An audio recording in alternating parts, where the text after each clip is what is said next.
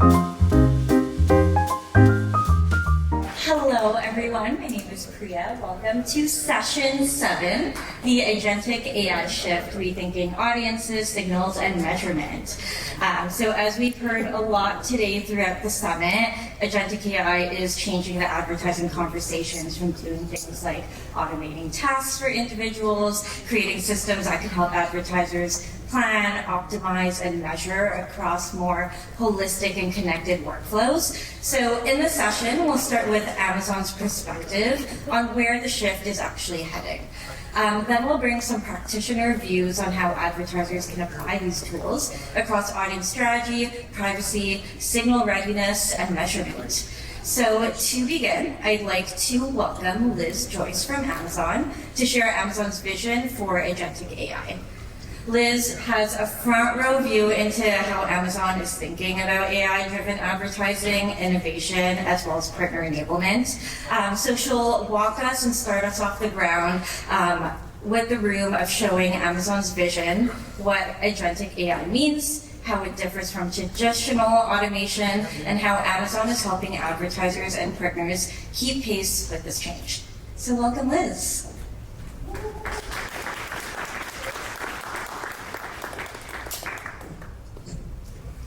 All right, hi everyone. So like was mentioned, I'm going to talk a little bit about Agentic AI. Part of this will be a little bit of a level set. I think we've probably heard a lot of different terms today, so we're all going to get on the same page about what Agentic AI is. All right, so a little bit about me. My name is Liz Joyce. I'm a technical product marketing lead for Agentic AI. And what that means is that I spend a lot of my day thinking about how AI is going to reshape advertising workflows. Now, incidentally, today is actually my 6-year anniversary at Amazon. And woo, yes, thank you. I'm excited to be sharing it all with you. And I was reflecting on this earlier, and I was thinking when I first joined, we were just launching sponsored display, and I worked on that. And then I did a little stint on helping to evolve our streaming TV products. And now, for the last 6 months, I've been working on Agentic AI, and I have to say it's the most exciting time at Amazon for me personally. So excited to dive in on this. So with AI, we all know that we're at a pivotal moment, not just for advertising, but how work gets done more broadly. AI is moving from supporting people to working alongside them, helping teams monitor performance, make decisions, and take action. So let's start with that quick level set. At their core, the AI models that power agents, which are LLMs or large language models, are essentially just really good predictors of sequences. So give them 5 words, they're really good at predicting the next 5 words. And we've all seen the magic moments. Got some fun stars here. AI writing a research report or synthesizing complex data. And now we're starting to see these agentic workflows where an agent can independently complete a series of tasks. And that is a meaningful shift from systems that answer questions to those that take on jobs. So for example, let's think about travel planning. Let's say I want to go to Paris. I always want to go to Paris. I'm sure you do too. So I might start by asking a simple question like, what's the weather like in Paris? But that question could become, tell me what to pack for a week in Paris. And then if you keep going, that actually becomes a job, which is plan a week in Paris and book my travel. And that's where Agentic AI starts to come in. Advertising is the same way. From the outside, one conversational prompt from a user, like what's my highest performing campaign, can become a sequence of connected decisions. There's a big gap between answering a question like, how is this campaign performing, to enabling a job like, scale the ad groups with the highest performance to the UK and Germany by next week. So let's think about what this means in practice. Today, a campaign manager launching across multiple marketplaces might be toggling between tools, pulling audience insights here, setting bids there, coordinating creative across teams, checking performance in a separate dashboard. Each step is manual, and each handoff is a place where things might slow down. With Agentic AI, those complex workflows get coordinated, and multi-step processes that previously required manual effort across teams can now happen end-to-end. So we're talking about AI systems that can reason, plan, and act.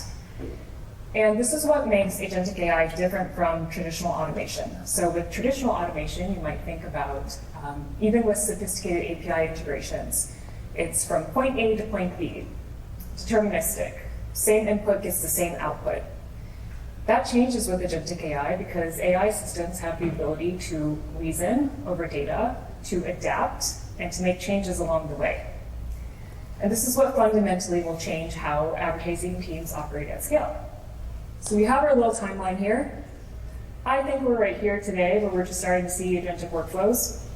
But in the future, we might start to see things like agents collaborating together to share signals and optimize across the full funnel.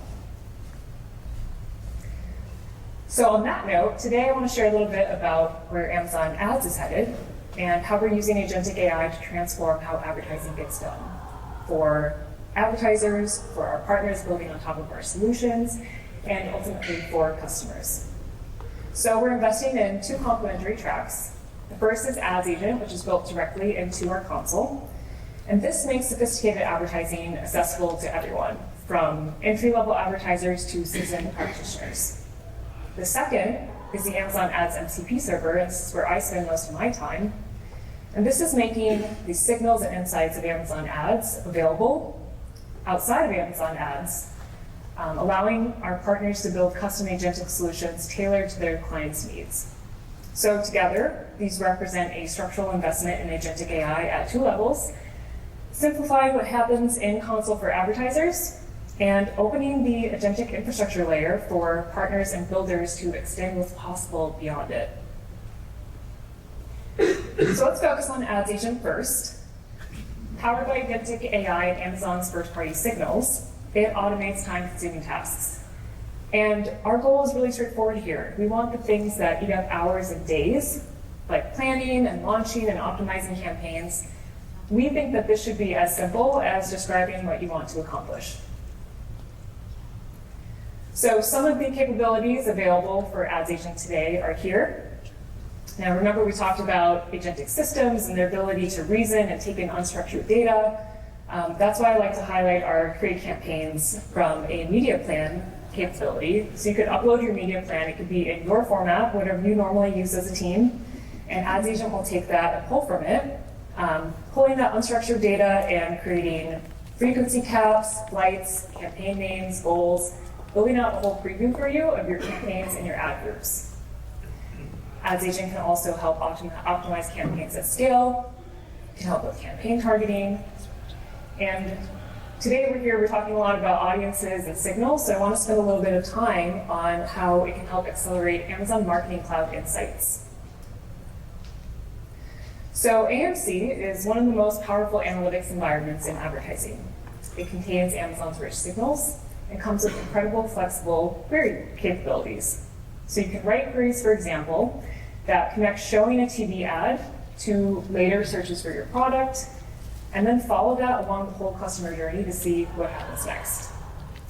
So with the depth of AMC and the depth of insights available, we think it's only limited by your imagination, and until now, also your ability to write SQL code. Ads Agent now has the capability, which makes it easy and intuitive for you to maximize the full value of that. So we're going to play a quick demo here. So with AMC, you can use natural language to ask questions like, which campaigns had the highest long-term sales in the past 90 days? Or which campaigns brought in the most new-to-brand customers? Ads Agent will take this and translate it into this sophisticated SQL automatically. And this puts trillions of insights at your fingertips. And really what our hope for that is that your analytics team can spend less time on generating SQL and writing code and more time on strategy and insights. So we talked about what's available in the console via Ads Agent. And now I want to talk about connecting your own AI agents to Amazon Ads. Before talking about the MCP server, I want to talk about why we built it. So the agentic era requires new approaches. Let's say you're building your own agent and you want it to take buying actions for you. In the old model, that meant connecting via API, which APIs are just the way that different software systems speak to each other. Your agent needs to connect to all the right API endpoints to get the right signals. Now at Amazon, we have over 690 API endpoints. So you're starting to get into a lot of custom development work. And if you want a multi-step workflow, you're orchestrating across multiple APIs and building one-off integrations. So how do we solve this problem? Model Context Protocol, or MCP, is quickly becoming an industry standard for how agents connect to the right data sources and tools. Instead of building custom connections between agents in each data source one at a time, you can use MCP to connect to an agent to any supported data through a single integration. And when you start integrating through MCP, you move past to needing to update your code every time API changes, to connecting once as new capabilities are offered, your agent automatically has access. And that's why we built the Amazon Ads MCP server. So now the same agentic infrastructure that powers Ads Agent is available to our builders. As agentic AI expands across the advertising landscape, we know that builders need infrastructure that is open and flexible and extensible and powered by the same signals and intelligence that drives Amazon Ads itself. In short, the MCP server turns Amazon Ads APIs into AI-ready tools that any model can instantly understand and use. And this makes Amazon Ads context accessible wherever AI operates through a single integration. So, Model Context Protocol gives agents access, but access and connectivity alone is not enough. Because the more you hand an agent, remember I talked about all those different endpoints, the more information it has to sort through. And that's why the MCP server doesn't just expose APIs, it organizes them into components that help agents understand what to do and how to do it well. So I like to think of it as a kitchen. We have our ingredients, those are the individual API endpoints. They take our APIs and make them agent ready. So these are things like update my budget to $50, single actions. And we have 72 of these live today. Next, we have our advanced tools, and these are more like the pre-prepared dish. So this is orchestration across multiple APIs. This would be something like create an end-to-end sponsored ads campaign from a single prompt. So it's one prompt, and then behind the scenes, all the orchestration is taking place. Finally, we have skills. We just released skills in March in open beta, and skills are like markdown files. This is the recipe. It tells the agent how to combine the different tools, the different advanced tools, into a full meal. What to offer, or what to order, what steps, when to check in with the advertiser. The skill orchestrates it all with human approval built in. So here's a real-world example. Let's say a user asks their agent, create a GSP Performance Plus campaign for my products in the US with a $100,000 budget, starting tomorrow, targeting display inventory. That's one sentence, but behind the scenes, what's happening is 8 coordinated steps. So that's gathering the inputs, creating a campaign, setting conversion tracking, querying eligible tactics, ad groups, confirming creatives with the advertisers, activating and delivering a summary, all from one prompt. The agent does not need to figure out the right sequence of API calls or which account context to use because the skill is helping it handle that reliably every time. So, what does this unlock? By simplifying the foundation, partners can stop rebuilding the basics and focus on what makes them different. We know that our partners bring unique value on top of Amazon Ads through cross-channel intelligence, vertical expertise, and building custom AI experiences for their customers. So the Amazon Ads MCP server is really that connective layer for agentic development, that extensible infrastructure that gives our partners access to the same building blocks that power Ads Agent, with the flexibility to build beyond it. So in practice, that might look like an agency building an agent that applies a different campaign strategy for every customer. A technology provider combining first-party insights with Amazon signals to power cross-channel intelligence for better outcomes. This kind of value add is not new for partners, but what is new is how fast their agents can get there.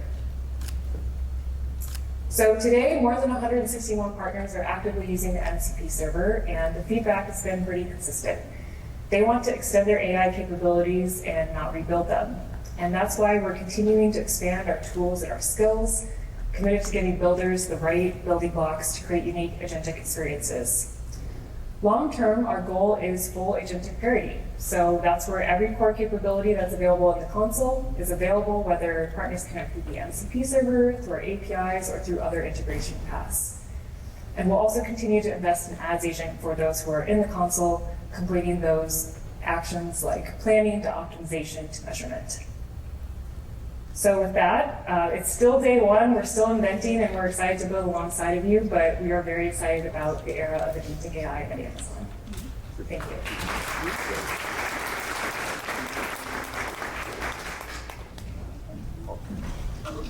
Awesome. Well, thank you so much, Liz. I think that does a great job of building a foundation of understanding where Amazon sees agentic AI going and why that's important to advertisers. So now I'd like to welcome up the rest of our panelists and go beyond just the idea of roadmap and how this actually ties into practical application.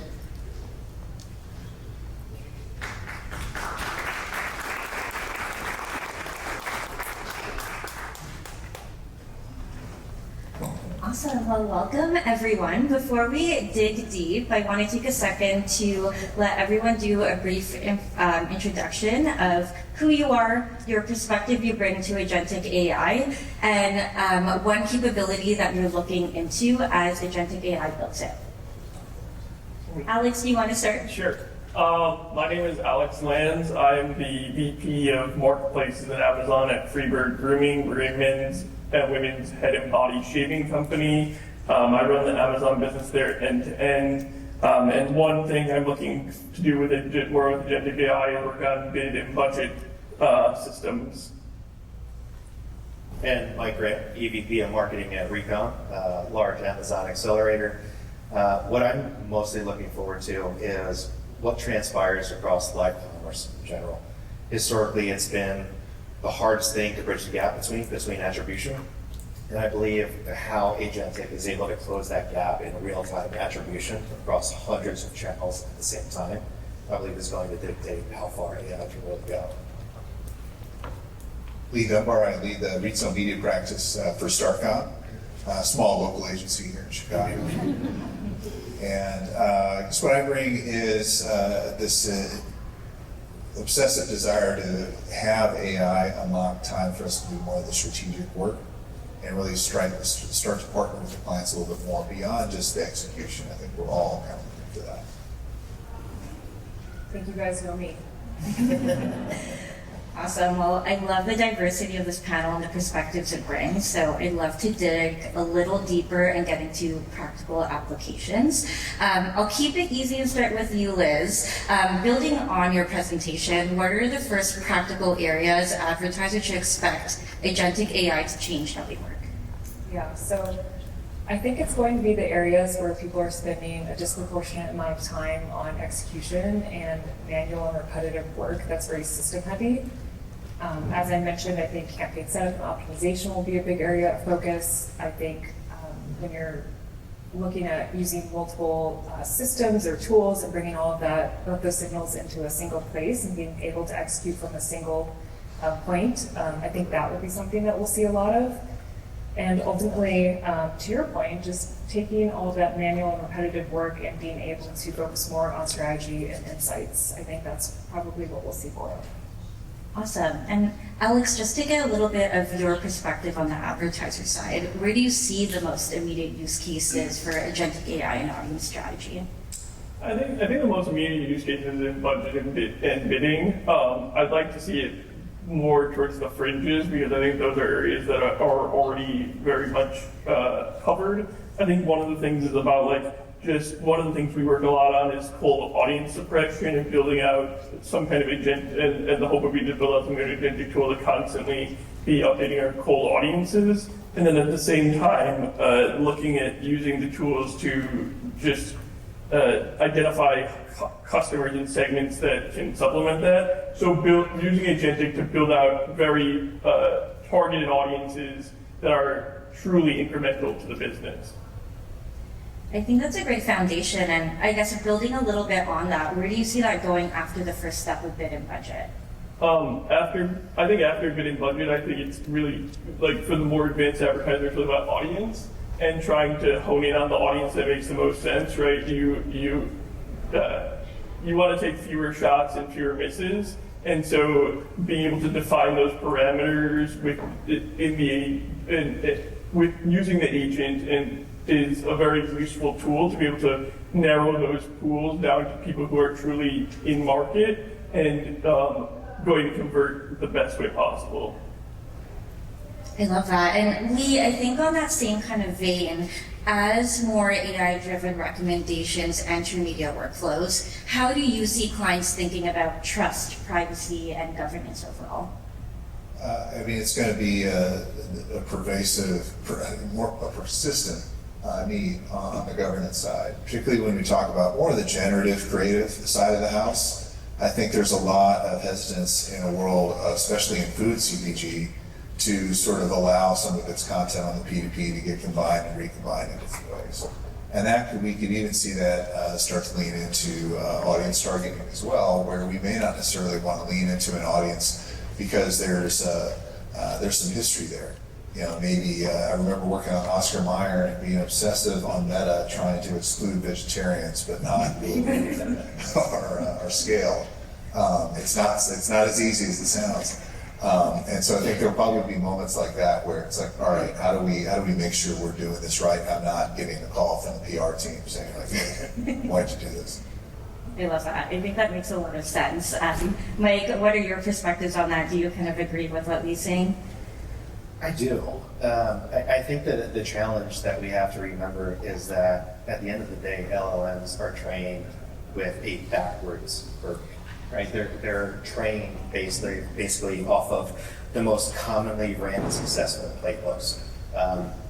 And with how fast things are moving, what works yesterday, last month, last year may not work tomorrow. And so I think being able to remember that judgment, like how do you balance, audience size and actual revenue, accretive revenue, and business growth to that of the efficiency that you maintain to make sure that the P&L still works well and the top line growth. Absolutely. Liz, throwing it back to you. How should advertisers and pros think about signal readiness as they prepare for more agentic workflows coming through? Yeah. So I think that the addressability or accessibility of your signals is going to be really important. A lot of marketing data was built for reporting, not necessarily for agentic systems to act on. And agents really need signals that are reachable on demand. So that would be like your structured signals across pacing and campaign insights and customer insights, but also unstructured data across maybe your brand guidelines or your briefs. A lot of institutional knowledge is still in PDFs, and making that retrievable is very high leverage and underdone.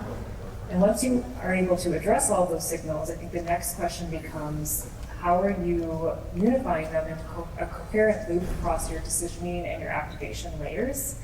I think that's going to be really important, your signal foundation, and spending time on that now. The companies that just bolt AI on top of existing and disconnected systems won't be as successful as those that are really investing in their signal foundation.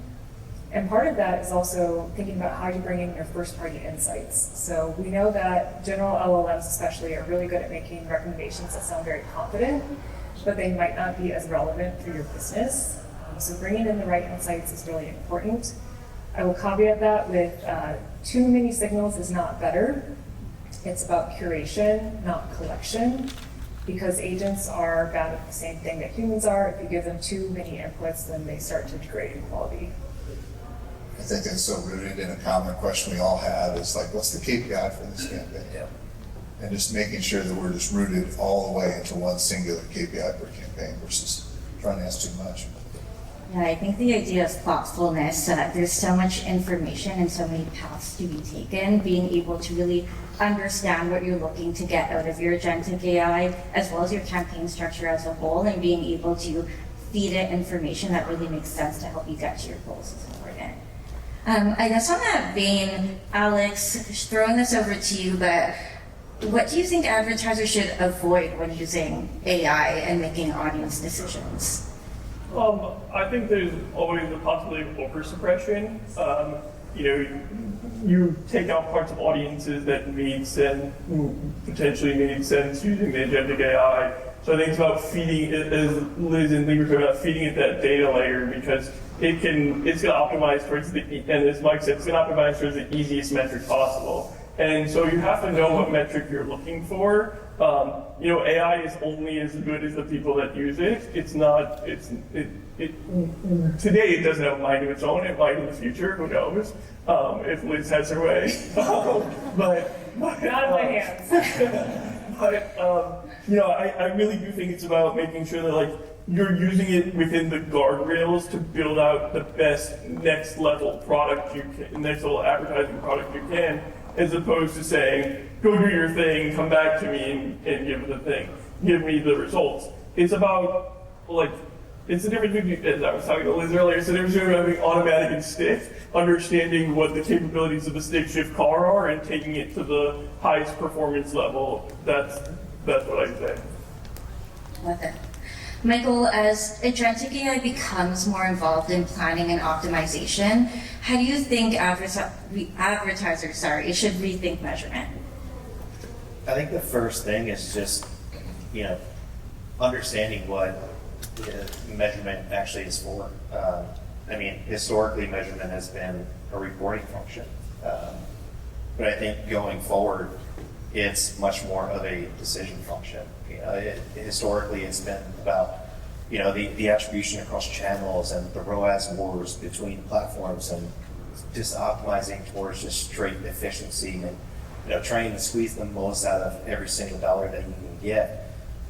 But I think remembering that now how quickly Agentic can move and parse data in real time. What used to be, again, a reporting function is now a mid-flight decision-making where spend pacing across all these channels is now done in real time. And so we're seeing the marriage of not just the reporting and the strategy, but also the actual flighting and execution day to day. And on that, what are some practical examples that you can maybe share with the audience on how AI could help advertisers make better measurement-driven decisions? Honestly, the simplest way is stop looking at ROAS. It's understanding, that, again, when you're using agentic systems and just AI in general to optimize towards something, it's only going to optimize realistically towards a primary KPI that you give it. And most advertisers optimize towards ROAS. And so what happens is the microcosm of what it can optimize against gets smaller and smaller and smaller because it's only trying to just increase efficiency towards ROAS. The problem with that is you very quickly put a ceiling on how much incrementality you can gain by getting more and more efficient. That goes back into long-term and short-term thinking, because obviously what you're talking about is something much more short-term. What can I operate and execute on today? And obviously there's some long-term tactics that are building the brand and filling the funnel, particularly for maybe some longer consideration of the brands. That, maybe you got to eat the ROAS for a little bit because you're building out an audience that's going to deliver in a year or more. Exactly. It's understanding that difference between the KPI that you're actually trying to drive people on, right? Whether that's just the incremental reach as an example, or it's accretive contribution margin across the board. But again, it's realistically just pulling away from just ROAS. And then the second part, I would say, is really just being able to understand, essentially it's an attribution problem, that the last click attribution and or converted product efficiency. Look much larger at the entire catalog of SKU and understand the relationship between advertising on a single SKU and what that halo impact is across the entire product family and or brand. And you will quickly realize that just because you're advertising on, SKU A, you may be converting, 30% of those visitors on SKU C. And it can really help shift and alter how you're planning your media and where you're allocating your dollars towards, again, accretive top line growth. Absolutely. And Liz, I know you kind of spoke about this during your presentation, but I love that Amazon's thinking about how we could include agentic AI solutions like AMC that make it a lot more approachable for folks to, again, go outside the idea of ROAS and short-term gains to really think about long-term value. What are the metrics? What is the data saying to actually help me look outside of just my day-to-day and understand where I should be making those big bets to get a lot more long-term. Awesome. Well, Lee, a question for you. From an agency perspective, how do you help clients evaluate whether AI-driven recommendations are actually improving outcomes? I think moving outcomes.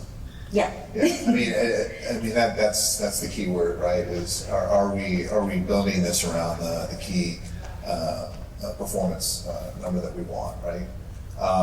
As we talk about AI, sometimes it's for its own sake, or there's some automation, and I think there's been a lot over the last year or two of AI-driven solutions or automated solutions that just feel like managed service, just in AI clothing. And there's a margin baked in there. We know there's a margin there, but we feel good because there's an outcome. And so it becomes this black box that seems to perform well, but there's probably some money changing hands there. And again, I don't fault them. That's what it is. That it's not something bad, but it's something that flies in the face of where we've been so much, which is self-service and control, and fully understanding the transparency of what did I have to pay to actually convert that person. And so if there's ways to use AI as a means to have even more control, great. Like with custom algorithms, we've been able to get shelf signals into the DSP to be able to make up to 1 million optimizations a day. That's something that is great, powerful, and we all understand what the signals are. Might be price, might be out of stock, but it's something to the end of I'm trying to grow my sales at the end of the day, and I know the whole process soup to nuts. I know what stores we're crawling to get that data, and I know what I'm paying for that data and what feeds into it. You mentioned what is one recommendation from AI I wouldn't take. It's almost always, I'm not going to accept the first thing you tell me in terms of my bid. That might be an obvious one, but I have to tell, I always have to tell folks to just don't follow it off the cliff.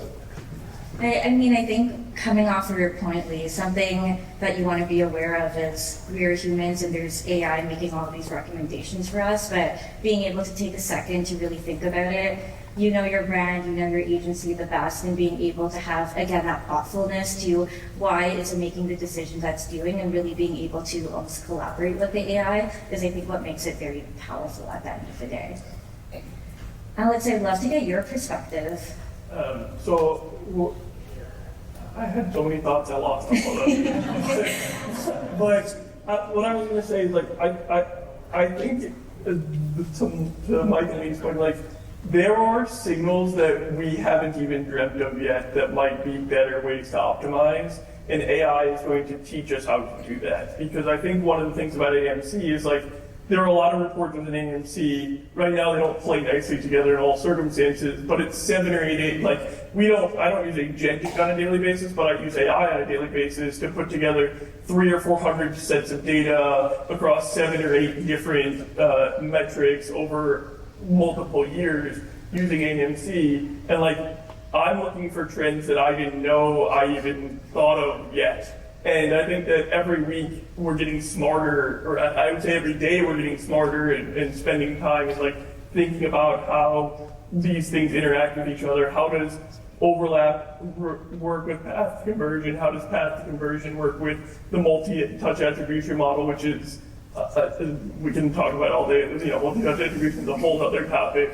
But I think that it's important that we're thinking about it in that way. That the world, there's so many unknowns that this is unlocking. I don't have to deal with 100 spreadsheets. I can have a computer deal with 100 spreadsheets, and now I can do my job exponentially better. But I think the other big thing is just it goes back to the thing we talked about, just auditing the AI to make sure that like that is the metric, right? Because it's going to come up with metrics and you're going to be like, you're wrong. And you're going to have to reason that out, and it's only as good as the time you take to reason out why the metric is right or wrong. I think in the same vein, it's also a great thought starter of why is the AI giving me this as a recommendation? And am I thinking of something that I haven't thought of before that I should be incorporating into my strategy? I guess on that note, what is a practical step advertisers should take in the next maybe 60 to 90 days to prepare for the agentic AI shift?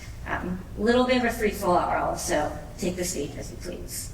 I mean, I think a lot of the use is just like with any other wave, whether it was social or mobile before, is just do it yourself. Figure out how it works. Get messy with it. I feel like the last couple weeks, last couple months, and just my own personal experiences, interaction with Claude, just to like, hey, how do I maintain my pool this summer and not screw it up again?